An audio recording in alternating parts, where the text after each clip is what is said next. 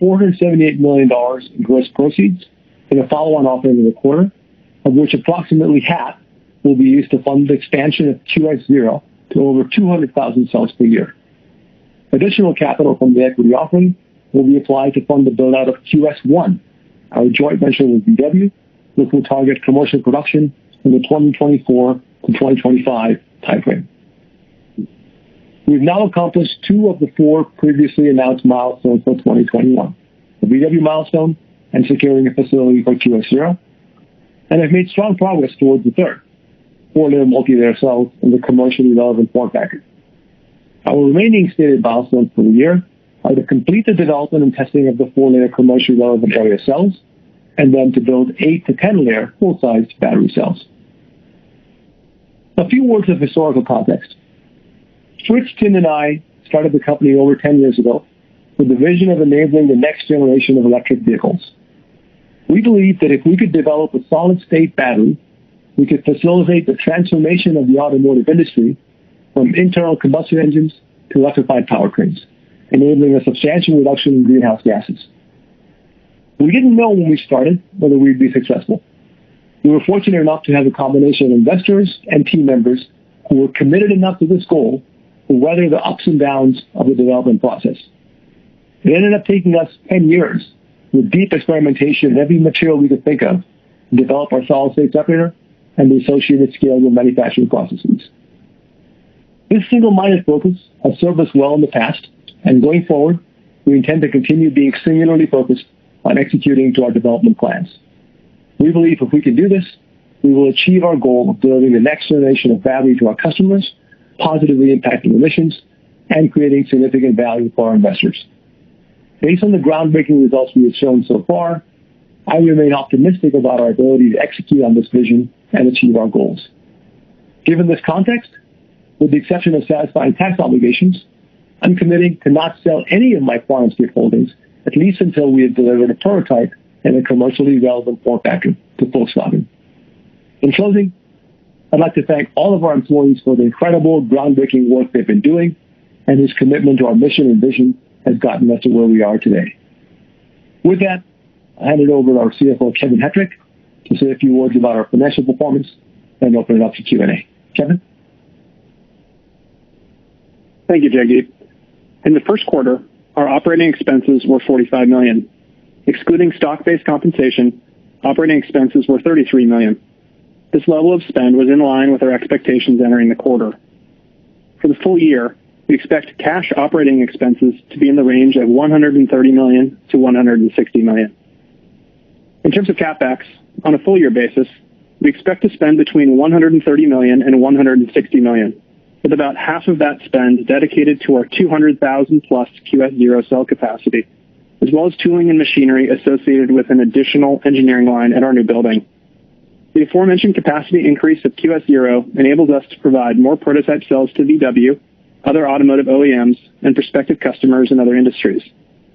We intend that QS0 will establish a mass manufacturing system blueprint. Learnings from the larger QS0 capacity we expect to help further de-risk our QS1 scale-up. With respect to cash, we spent $35 million on operations and CapEx in the first quarter. We anticipate the aforementioned free cash flow burn to be in the range of $260 million to $320 million for 2021. This is approximately $30 million more than we communicated on our February earnings call, predominantly due to CapEx associated with the expansion of QS0 capacity. We ended the first quarter with approximately $1.5 billion in liquidity. We plan to end 2021 with well over $1.3 billion, a net increase of over $300 million compared to our liquidity position entering the year. We believe this capital fully funds QuantumScape through initial QS1 production and additionally contributes to the subsequent QS1 expansion. Of course, the pace with which we are able to spend will depend on several factors, including our ability to ramp headcount and the maturity of our production processes, including the level of its automation. Our GAAP net loss for the first quarter was $75 million. Of this amount, $31 million represents the non-cash fair value adjustment of the assumed common stock warrants in accordance with U.S. GAAP previously referenced. With respect to share count, I'll be providing numbers rounded to the nearest 0.1 million shares.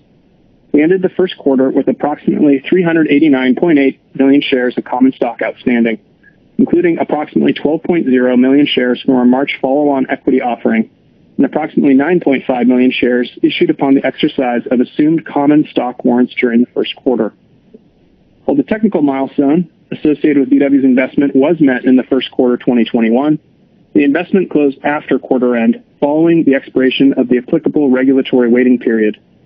Consequently, the 15.2 million shares subsequently issued to VW are not included in the aforementioned 389.8 million shares of common stock outstanding at quarter end. Similarly, cash subsequently received from VW is not reflected on our Q1 balance sheet. In summary, we're excited with everything we accomplished this quarter and look forward to the challenges ahead. We'd like to thank our investors for their support and belief in our mission. With that, I'll pass it over to John. John? Thanks, Kevin. As we've done in the past, we'll now review a few of our most asked questions from investors during the quarter before moving to the traditional Q&A session with the sell-side analysts. Jagdeep, can you explain how you've tested for dendrites and what gives you confidence that your separator can resist dendrites? Sure, John. So the best test for dendrite resistance is actually the cycle life test. How long can you cycle under uncompromised test conditions, meaning high current densities and broad range of temperatures? For a single layer cell, we've shown over 1,000 cycles to over 80% capacity retention at high rates of power corresponding to 1 hour charge and discharge and a temperature of 30 degrees Celsius as opposed to elevated temperatures of 60, 70, or 80 degrees. Again, this is probably the best test to show resistance to dendrite formation. In addition to that test, we've done additional tests to determine the fundamental capability of our solid-state material, such as the ladder test, where we charge at a given rate for a given amount of charge and keep increasing the rate to find out how much stress the material can take. The data we reported on our battery showcase showed the solid-state separator could survive 100 milliamps per centimeter squared, many times higher than what the cell could ever experience in a real-world setting. These are some examples of the tests that have given us confidence that our material can, in fact, resist dendrites in real-world configurations. Okay, great. Next, can you talk a little bit about the different types of temperature testing in our presentations and why investors will see, for example, the ladder testing that you mentioned was done at 45 degrees Celsius versus our normal sort of cycle life testing, which are done at 30 degrees Celsius. And then there were also some tests done as low as negative 10 degrees Celsius to show the performance versus traditional lithium-ion batteries. Sure. So our standard test conditions are to test our 70 by 85 millimeter area cells, which is the commercially relevant form factor, at 30 degrees, which is near room temperature, at 1 C rates, which means 1 hour charge and 1 hour discharge, which actually is a relatively aggressive rate of charge and discharge, corresponds to discharging your entire battery pack of hundreds of miles of range in an hour and supercharging it to recharge the battery pack in 1 hour. In addition to the standard set of data, we report additional data to more fully characterize the performance of the cell. So we sometimes report data at C/3, which is 3 hour charge and discharge rates, as well as higher and lower temperatures to reflect conditions that the cell might see in the real world. For the ladder test, we use 45 degrees, as you mentioned, 45 degrees Celsius, and that's to reflect feedback from the automotive OEMs that we're working with, that fast charge is most likely to occur when you're just coming off of the highway and the battery pack is likely already self-heated. The negative 10 degree test that we do is also very important to show how the cell performs in colder temperatures, which is also a key requirement for the automotive application. Note that many solid systems actually can't run well at these cold temperatures. So that data is an important indication of real-world applicability. So the summary is that we try to test the cells in the standard configuration wherever possible. And when we add additional tests to provide a better sense for how the cells perform in the real world, that's incremental data beyond the base set that we provide. Okay, great. Thanks. Let's talk a little bit about the competition, because I think investors this quarter noticed a difference in the approach between you and some of your competitors, where some of them are scaling up first and making large numbers of cells on large-scale manufacturing equipment before they've shown cycle life data that meets the automotive requirements of 800 cycles to more than 80% capacity, when their argument being that scaling up is actually the most difficult part of the solid-state approach, whereas QuantumScape appears to be taking the opposite stance. So can you discuss these two different approaches? Sure, John. Let me back up a step. So there are only a few basic materials that exist relative to making solid-state materials. And the three main ones that are popularly used are polymers, sulfides, and oxides. All three approaches have had issues. The most fundamental one being an inability to prevent dendrites. Now, a system that can't stop dendrites effectively will never be usable in a real car. Now, unfortunately, solving dendrites has turned out to be a really hard problem, and many groups who are working in the space find it easier to try and solve the scale-up and size of the cell problem and talk about manufacturing scale-up rather than solve the fundamental issue of dendrite formation. Such approaches only end up working at elevated temperatures, like 60, 70, and 80 degrees, or low rates of power, like C over 10 or C over 5, which makes it impractical for real automotive applications, no matter how big a cell they make or how much capacity they build in their factories. In our view, these approaches represent technological dead ends. One material in particular that's being used by a number of competitors that are talking about scaling up is the sulfide family of materials. Unfortunately, besides the dendrite issue we just discussed, the sulfides have an additional serious issue, which is hydrogen sulfide formation. So hydrogen sulfide, or H2S, is an extremely toxic gas that forms upon contact of sulfides with ordinary air, which contains water in it. The water reacts with the sulfide to form H2S.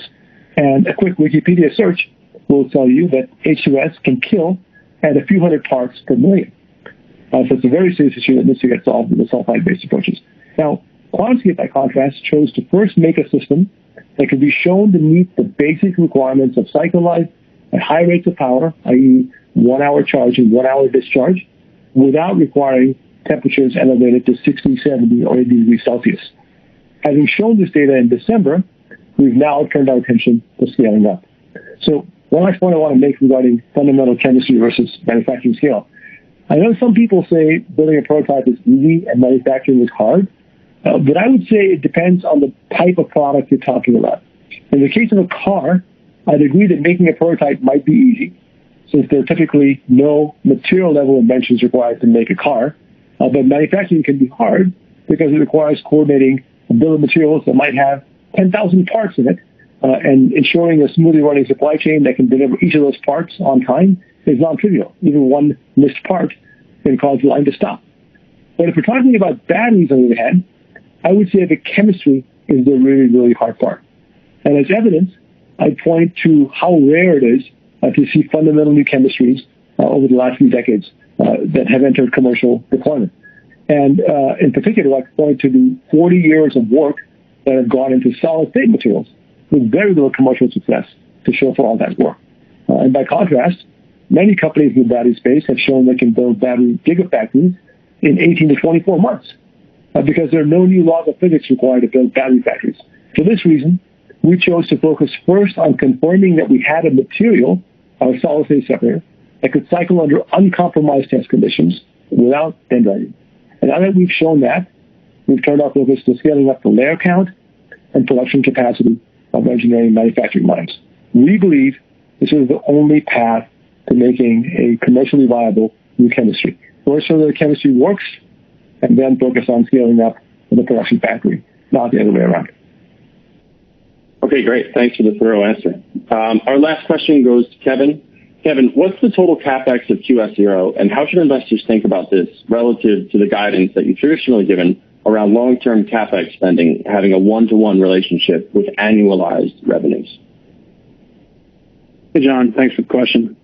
What we have said is that CapEx spend on our new facility accounts for approximately half the $130 million to $160 million CapEx spend we estimate in 2021. We expect a similar magnitude of CapEx spend on the new facility in 2022. QS0 will be higher in terms of cost per unit capacity than our subsequent QS1 facility. There are a few reasons for this. The first, the one-off engineering costs for QS0 tooling related to QuantumScape specifications are estimated to be a higher percent of total CapEx cost, and also are not expected to be spread over as high a volume of purchases as for our QS1 facility. And second, the QS1 will feature larger scale tools that offer greater economies of scale. We believe the long-term CapEx per unit revenue targets remain achievable. We have the benefit of eliminating anode-related production equipment, as our cells are anode-free as manufactured. We plan to install in QS0 the same type of continuous flow equipment assumed in our long-term forecasts, and the future work will be to hit our targets operating that equipment, for example, uptime, line speed, et cetera, to successfully achieve our long-term cost targets. All right, great. Thanks, Kevin. We're now ready to begin the Q&A portion of today's call. Operator, please open the lines for questions. If you would like to ask a question during this time, please press star, then the number 1 on your telephone keypad. Again, to ask a question, it is star, then the number 1. Your first question is from the line of Adam Jonas. Hey, everybody. So first, a question about cells delivered to Volkswagen and to other auto OEM customers. I'm reading into your comments that they would have external pressure. I'm just confirming that there may be benefits over time to having zero external pressure, but I just want to confirm that what is required and what is expected from the Volkswagen within the Volkswagen JV is that it would have external pressure. And I'm curious how much that is and whether the amount of pressure matters in terms of form factor or cost. Hey, Adam, yeah, it's Jagdeep. So the cells that we delivered to VW were under the standard pressure that we've been recording our cells at. And so, basically, if you look at all of the data we published, we report the pressure that the cells are under. In the automotive application, delivering pressure is modest amounts of pressure is not an issue because the cells go into modules and modules go into packs, and you can engineer systems that can deliver those modest amounts of pressure without significantly increasing the complexity of the design. It's when you get into incredibly high pressures, like 10 atmospheres or above, that the system design becomes really complex and potentially expensive. The zero pressure data that we talked about today is brand new data. This is an additional new result that was not on the publicly stated roadmap that we had laid out. And the benefit there, again, first of all, it's an industry first, so no one, generally speaking, solid systems, do require pressure to maintain interfacial resistance at good levels. But the benefit of zero pressure is that you can make the system applicable to applications where you just don't have the volume to deliver pressure. So, for example, in a consumer electronics application like a mobile phone, there just isn't enough room to have any kind of pressure delivery mechanism. So the big benefit of a zero pressure design, by zero pressure, of course, I mean zero externally applied pressure. There's still everything has 1 atmosphere of natural pressure on it.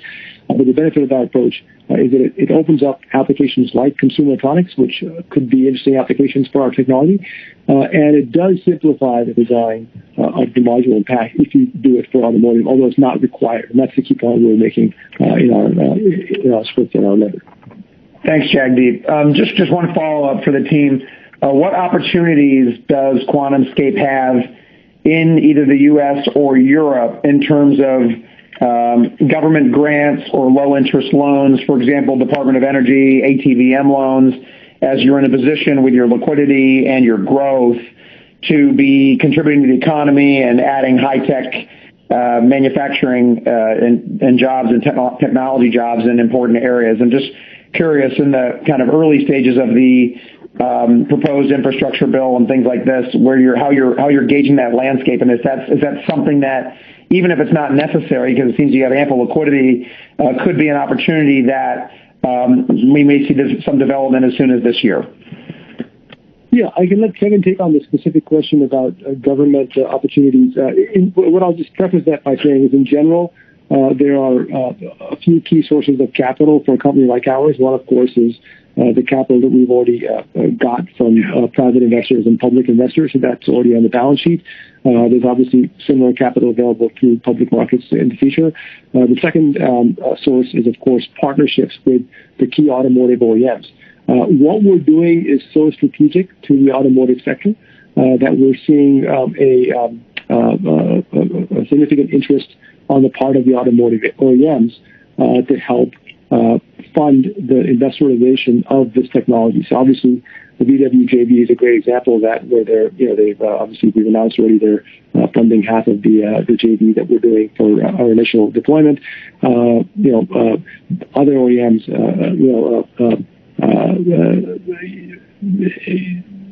find this technology to be equally significant, and so that's another source of capital is the automotive OEMs. The third source of capital is, in fact, government incentives, and both at the federal level and the regional level. And this is not just true in the U.S., but many parts of the world recognize how fundamental a transformation of a very important industry we're in the middle of, and they recognize that having a domestic battery industry could end up being a critical part of maintaining their jobs base as well as their technological base. So obviously Germany is one of the major manufacturers of cars, is particularly concerned about this. But in general, in the EU, there's lots of countries like that. The U.S. Under the current administration is essentially arriving at a similar conclusion. So with that as context, let me turn over to Kevin. Maybe Kevin, you want to say a few words about specifically government level opportunities? Sure, Adam, that's a fantastic question. Really just three things to add to Jagdeep's comment.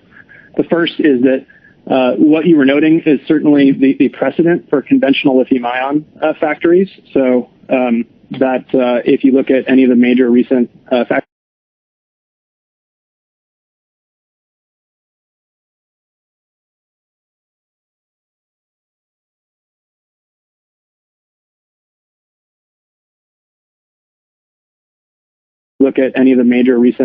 factory announcements, they do tend to be paired with either some level of country or a state or city level support for all the right reasons that Jagdeep laid out. The second point I'd make is that we haven't assumed any of this in any of our historical projections. So if QuantumScape does indeed receive any type of subsidy or government support, that would be upside to any of our plans or projections. And then the final point on their strategic nature, in addition to all the direct jobs being created at the factory, there's all of the strategic jobs created that are indirect as well, both in the tool supply as well as in the rest of the supply chain as well. Thanks very much. Thanks, Adam. Your next question is from the line of Gabe Dowd with Cowen. Hey, afternoon, guys. Thanks for all the prepared remarks and the Q&A. I guess I was curious if we could just go back to the 4-layer 70 by 85 test. I guess the pressure requirement, how is that relative to your expectations? And I guess once you start adding the layers here and getting to 8 to 10, how do you think that requirement will look like for a design of 8 to 10 layers? I guess just trying to think about when, if you think that 6.8 could trend down throughout the rest of this year. Yeah, so our experience has been, so we currently apply, as you know, a single-digit number of atmospheres of pressure, and the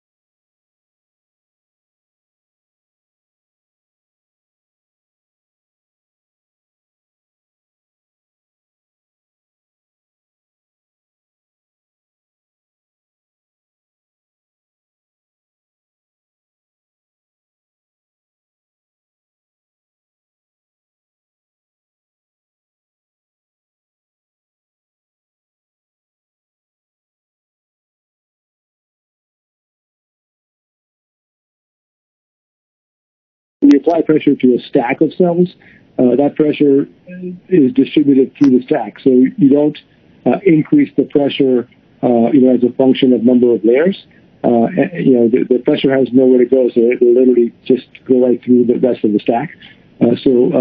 It's not the case that, for example, a 10-layer cell requires 10 times the pressure.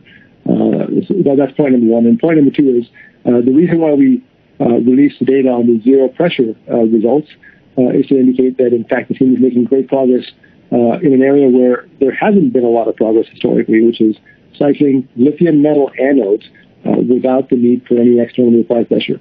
And the reason why we think that's interesting is because that does simplify the module and pack level design. So even though we believe single-digit atmospheres is a design that can be engineered into automotive applications, we think it's a simpler design. It did not require any pressure, so we will move in that direction now that we've shown the proof of concept with these initial zero-pressure cells. And then also that will open up additional applications that do not have an opportunity for pressure, like consumer electronics. Thanks, Jagdeep. That's helpful. And then maybe just as a follow-up, Volkswagen on their Power Day mentioned going the uniform cell route, prismatic approach. Could you, for I guess 80% of the needs, could you maybe just talk about your expectation around cell design and whether or not you could go from pouch to prismatic to maybe accommodate VW, or would the pouch design perhaps represent the additional 20% of demand from Volkswagen over time? Yeah, so I think the key point there is that, when we say commercially relevant form factor, we mean a design that can, in fact, be engineered into a module and pack at the car level. And the key there really is to have enough layers and enough energy density in a given form factor. So if the form factor is too small, then what happens is that the packaging and inactive materials start to dominate the cell, and the energy density, i.e. watt-hours per liter, drops. As we've mentioned on previous calls, we believe this deck of cards sized form factor that we've been talking about, with dozens of layers in it, does in fact allow us to hit the 1,000 watt-hour per liter target that we have. And so with that, it ends up being commercially relevant to our OEMs, including Volkswagen. You're right that there is a longer-term desire on the part of not only VW but many other OEMs to move to a form factor that's somewhat wider than the deck of cards size form factor we've shown, and that's something that we will address in the future. But for now, our current form factor target for commercially relevant designs remains, roughly speaking, that deck of cards style form factor, because in our models that can in fact get us to the 1,000 hour per liter energy density target. So there isn't a need to try to go to larger and larger form factors, which then require additional development to commercialize. Got it. Thanks, Jagdeep. Thanks, everyone. Thanks, Gabe. Appreciate it.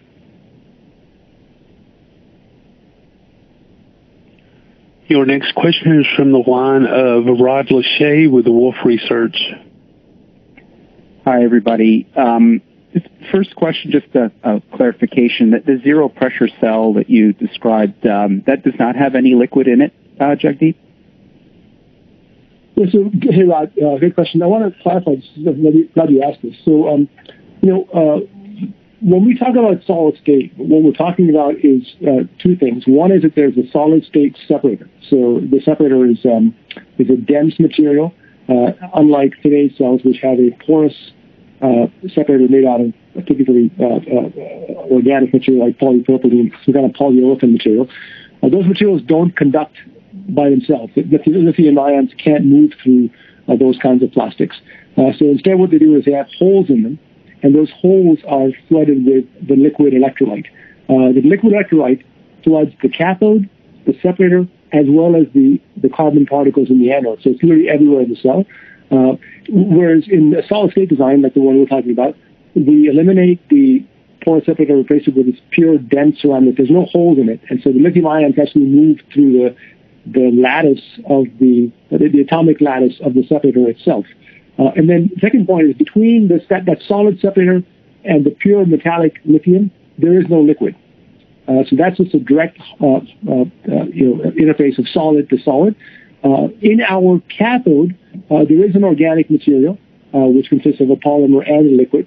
But that cathode is limited. That's the catholyte. It's limited to the cathode, and because we have the ceramic separator, that liquid doesn't actually make its way to the anode of the lithium metal. If it did, you would actually see the cycle life fade much more quickly than what you're seeing with our cells. So in our cells, we've shown, as you know, 1,000 cycles of cycle life.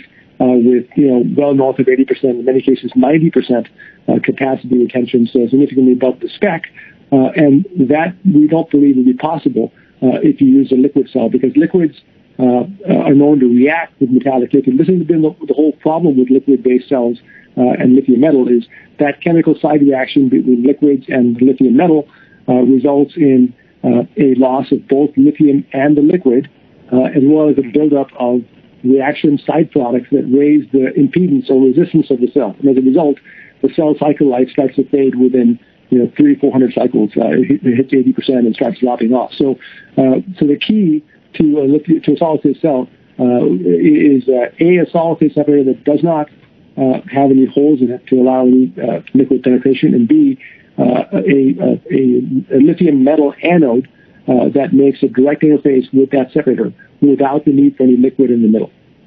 Yeah. Okay. That's helpful. Thanks for clarifying that. You made a comment in the letter, Jagdeep, about the development tasks ahead. A couple of them obviously related to manufacturing, like throughput, yield, and uniformity. Can you talk about the path forward on that? What kinds of metrics are you targeting for these, and how challenging are they? Well, so those are obviously key requirements for any high-volume scalable process. I mean, we went through a similar process in my last company, which was making an optical photonically integrated semiconductor chip. Yield is one of those things that just continually increases, right? As you learn more about the process and how to get uniformity, how to have fewer defects, fewer contaminants in your lab and your manufacturing floor, yield starts to increase. Throughput is a function of the tools that you have and the processes that you have. So if you have things like batch processes in there with a lot of human intervention, those tend not to be scalable, which is why the design that we have to make our solid-state system is one that uses continuous flow processes. So there's two steps in the manufacturing process. Step one is to make what we call a green tape to cast the material. That's done on continuous flow coaters that are not too different from what's done for today's cathode electrodes in battery factories. And the second step is a heat treatment step. And that step two is a continuous flow process where the films just run through continuous flow heat treatment tool that ends up processing those at the right with the right heat profile. So those are the kind of things that we're doing and that we need to keep doing. At the end of the day, the measurement of that comes down to, are we able to deliver the cells that we are planning on delivering to our customers? If we can, for example, have a QS0 produce 200,000 cells a year like we're planning on, then that would be an indicator that all those metrics are in fact tracking to our goals. Yeah, that makes sense.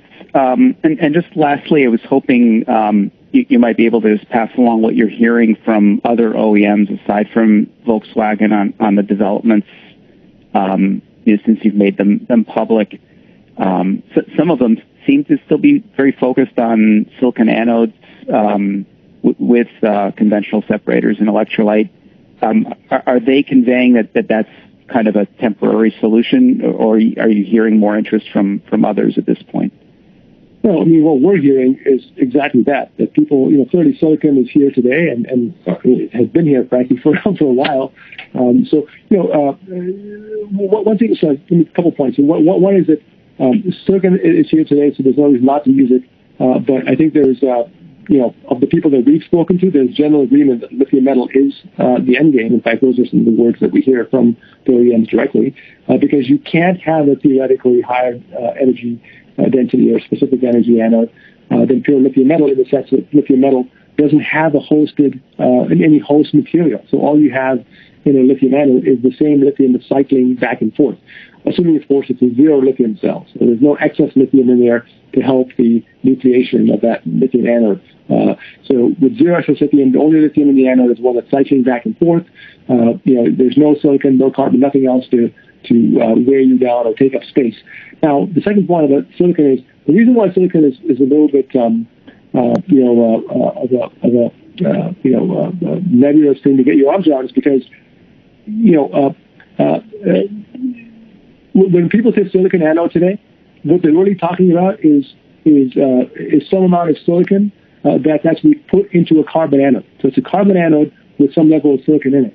It's never 100% pure silicon. And the reason for that is, as you I'm sure know, is pure silicon absorbs a lot of lithium and expands by a factor of 4, roughly speaking, and then contracts again when that lithium goes out as a cell is discharged. So they're being charged and discharged. The lithium is literally expanding and contracting like a sponge, soaking up lithium. The silicon is expanding and contracting like a sponge, soaking up lithium and letting it go. And over repeated cycling, that silicon pulverizes itself, resulting in a loss of capacity. So the only way to prevent that people have come up with is to have a small amount of silicon in the carbon anode. And so there's a direct trade-off with silicon anodes between how much silicon you have, which corresponds to energy density, and your cycle life, which results from the pulverization of that silicon. So, when people say silicon, it's important to ask, well, how much silicon are you talking about? Because 100% silicon solution, to our knowledge, has never been shown to have any kind of decent cycle life. And this is unfortunately, one of the things that sometimes, not reported in a way that's easy to understand. Some companies on the silicon side will sometimes report data where they'll show energy density of a silicon anode with a higher amount of silicon in it, and then they'll show a cycle life slide with a lower amount of silicon in it. And it leaves the reader uncertain as to whether it's the same cell or not. It's important to kind of be able to ask those questions so we understand what's being said. So, but the net of it is that yes, the OEMs that we're talking to are all looking at silicon as an intermediate step towards the end game of a pure metallic lithium anode, if that could be done. Now, obviously, we haven't yet shipped them pure lithium cells to put in their cars, but if we do that, then we see, we expect to see, a very strong interest in that from multiple OEMs, as opposed to continue to use silicon anodes.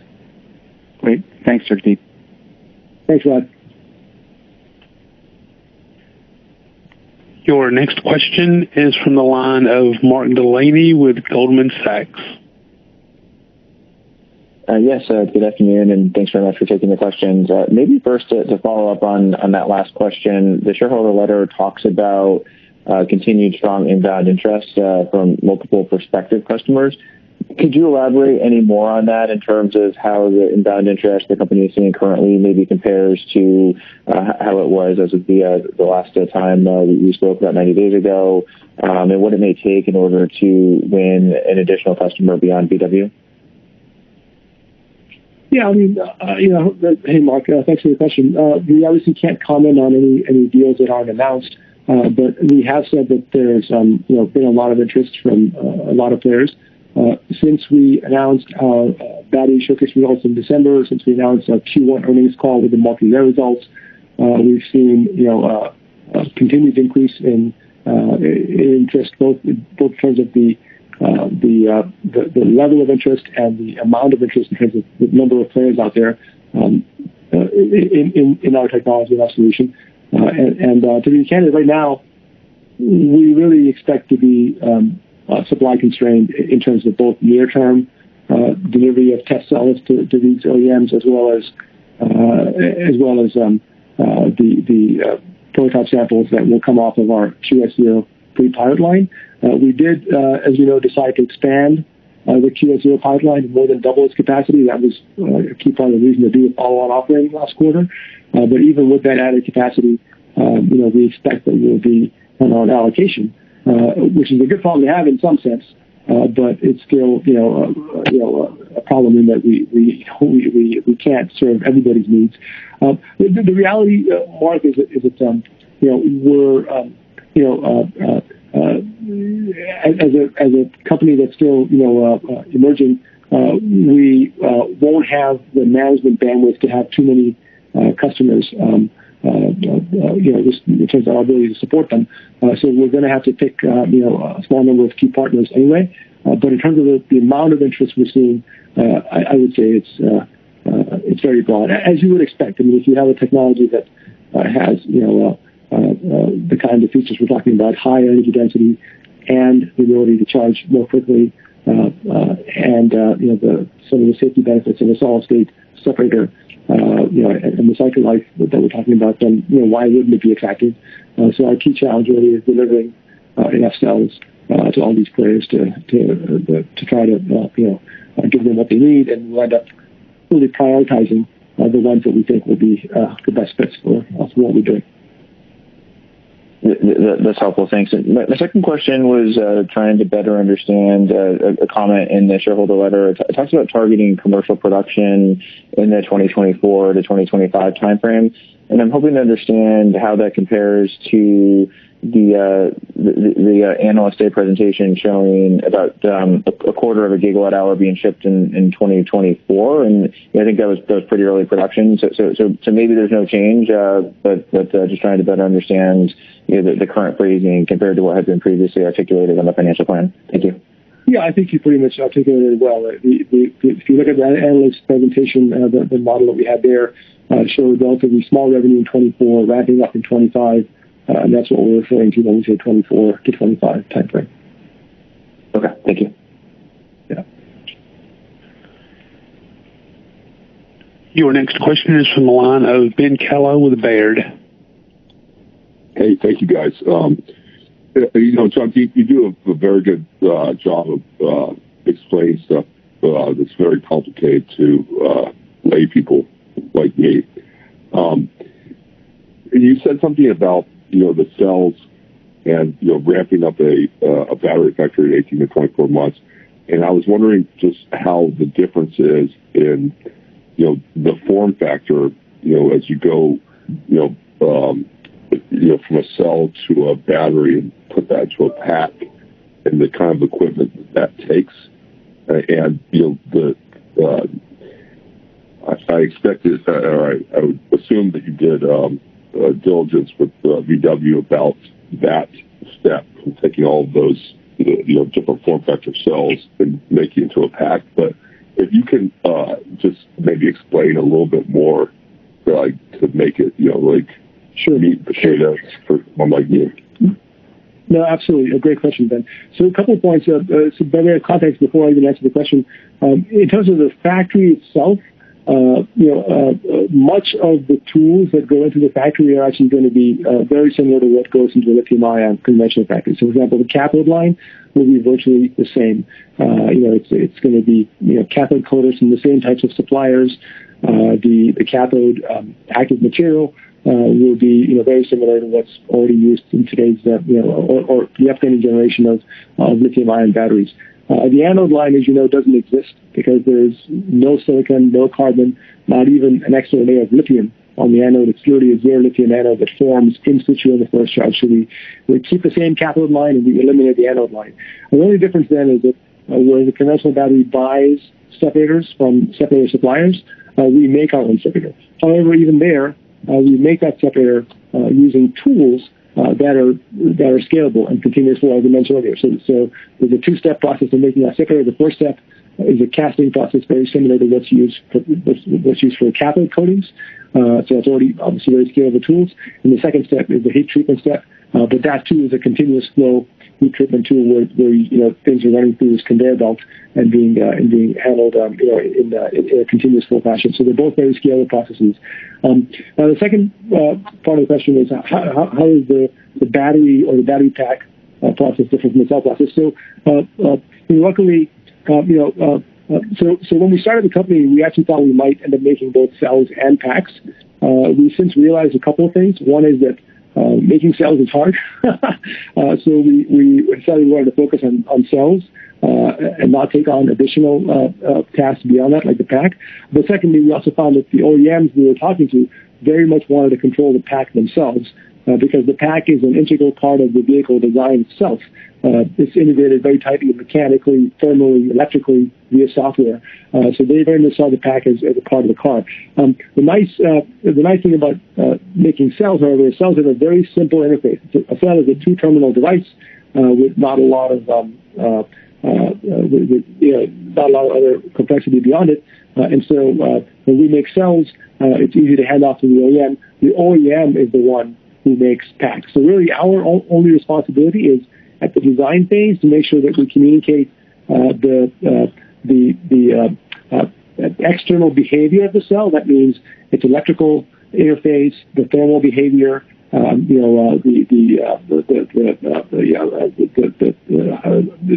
interface to the vehicle in terms of BMS and so on. But that's all we do. And the actual delivery of parts is just cells. So we just deliver cells to them, and they will have engineered a pack that can accept those cells and build a full pack with them.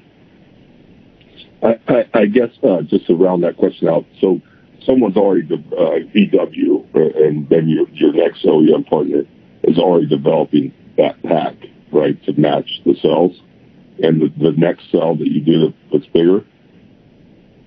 Yeah. So actually, the way it works is that it's a collaboration. So the OEM tells us what their module and pack looks like and what kind of cells would fit that module and pack, and we design a cell that is designed to fit into that module and pack with minimal change. So in effect, this is why when people ask me, so how many layers on your cell, we say the actual layer count depends on the particular OEM because every OEM has a slightly different, or in some cases quite different module and pack architecture. But we actually modify our cell design. So when I talk about the commercially relevant form factor being roughly the size of a deck of cards, the reason why I say roughly is because the precise dimensions may vary by OEM in order to more cleanly fit into their module and pack. Got it. That's very helpful. Congrats on raising the money. That was good. Could you talk maybe about, you mentioned the VW and I think the milestones in the report. Just the housekeeping, is there another milestone that triggers capital injection? Yeah, no. So the answer is that particular milestone was set back roughly a year ago when we entered into our Series F agreement with them. This is before, obviously, we were a public company. We were still, a private company, and they were participating in the private round that we were doing at the time. And they had committed to invest $200 million. The first, and this is, of course, COVID had already started, and so the automotive OEMs have seen a significant drop-off in their revenues and cash flows, and they had requested the idea of having a two-tranche investment approach. Tranche one would be in December with no closing conditions, just simply a time delay to allow them to manage COVID impacts. And the second tranche, they wanted to have that tied to what they thought was a really significant milestone on the path to commercialization.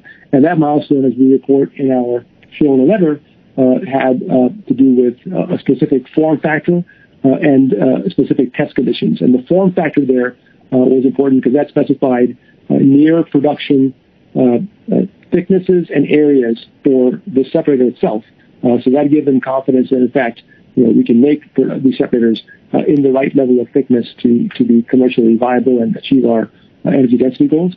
And then on the test conditions, they specified a specific test of conditions relative to temperature and rate of power and number of cycles.